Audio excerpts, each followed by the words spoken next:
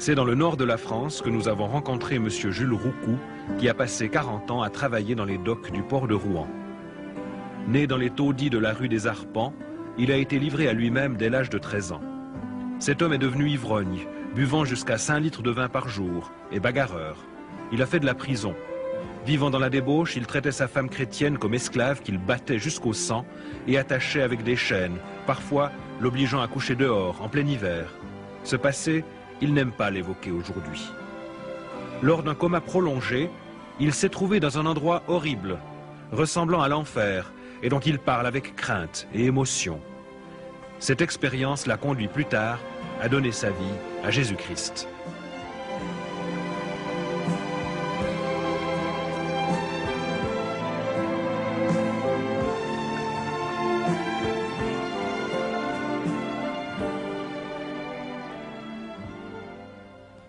Je suis né à Rouen, d'une famille très pauvre. Dès mon plus jeune âge, il fallait que je trouve de la nourriture pour nourrir mes frères et mes sœurs, ainsi que mes parents. À l'âge de 13 ans, je travaillais sur les ports et docks de Rouen, à tirer des mulets, des fûts de vin, à décharger des bateaux de vin. J'ai commencé à boire à cet âge-là. Par la suite, je suis devenu un voyou. À l'âge de 17 ans, je connaissais les filles de joie. À l'âge de 17 ans et demi, je me suis engagé pour l'armée, dans l'armée française. Quand je suis revenu de l'armée, j'étais plus que méchant. J'étais une crapule, un bagarreur et tout. Une fois mes 27 ans, je me suis marié, j'ai trouvé une épouse. Je me suis marié croyant que ma vie allait changer, mais c'était pareil. J'étais devenu ivrogne, invétéré, je frappais mon épouse. J'ai rendu mon épouse très malheureuse, mes enfants de même. Au début de notre mariage, mon mari m'avait bien caché qu'il buvait, mais je me suis vite aperçue qu'il buvait beaucoup. Et chez nous, c'était la vie d'enfer. Il rentrait le soir, il nous frappait, il nous couchait même dehors. C'était affreux, enfin. Et puis, il me menaçait toujours de se suicider. Donc, je le croyais pas. Et un jour, eh bien, oui, il l'avait fait. Et nous l'avons laissé comme ça, croyant qu'il nous faisait la comédie comme d'habitude. Mais Dieu, tout d'un coup, m'a montré qu'il n'était pas comme d'habitude. Et quand je l'ai vu, il avait... Ses yeux étaient ressortis de la tête, son visage gonflé, c'était terrible.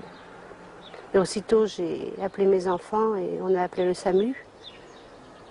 Le SAMU, pour eux, c'était un homme comme déjà mort. Et ils me l'ont transporté tout de même et il est resté 36 heures dans le coma.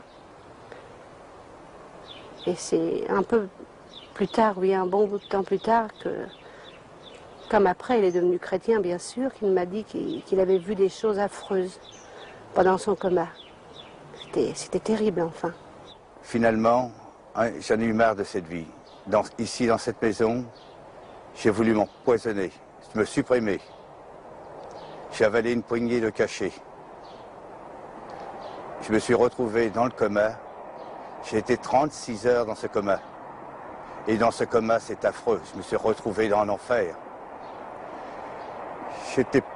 J'étais accroché par des démons, c'est affreux. Dans cet enfer, j'étais attaqué par des personnes, mais des personnes humaines, mais le visage était affreux. Les mains étaient affreuses, qui s'avançaient sur moi, qui me harcelaient. C'est affreux de voir des choses comme ça. Je ne souhaite pas à personne de voir des choses comme ça, dans cet enfer. Ça vous harcèle sans arrêt, vous ne pouvez rien faire. Vous ne pouvez pas reculer, vous ne pouvez pas avancer. Ces gens avancent sur vous. Ils sont affreux. Lorsque je me suis réveillé du coma, je me suis retrouvé dans un hôpital. Et dans cet hôpital, il y avait une Bible. Et cette Bible, je l'ai ouverte, sans savoir pour qui et pourquoi. Je n'ai pas porté attention le jour même. Mais le lendemain, j'ai ouvert encore cette Bible. J'ai retourné trouver cette Bible. Et là, j'ai trouvé que vraiment il y avait un Dieu pour nous, les crapules, que ce Dieu était bon. Et qu'aujourd'hui, je peux le remercier si je suis vivant. Parce que c'est lui qui m'a sauvé.